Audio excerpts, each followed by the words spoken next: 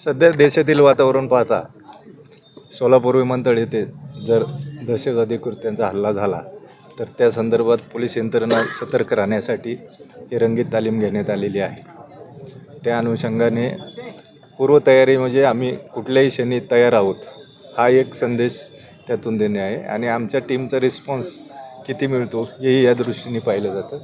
आमच्या टीम सर्व व्यवस्थित रंगीत तालीमसाठी हजर झाल्या आणि ठरल्याप्रमाणे चोख कारवाई करण्यात आलेली आहे. यामध्ये पोलीस स्टेशनचा स्टाफ, सिनियर PI पोलीस स्टेशनचे, तसेच ECP साहेब, वरिष्ठ अधिकारी, आमचे ATHचे अधिकारी, IBचे अधिकारी, एअरपोर्टचा staff, QRT, RCP, BDS unit इत्यादी यांनी सहभाग घेतलेला आहे व त्यांना जी नेमून दिलेली कारवाई त्यांनी चोख पार पाडलेली आहे.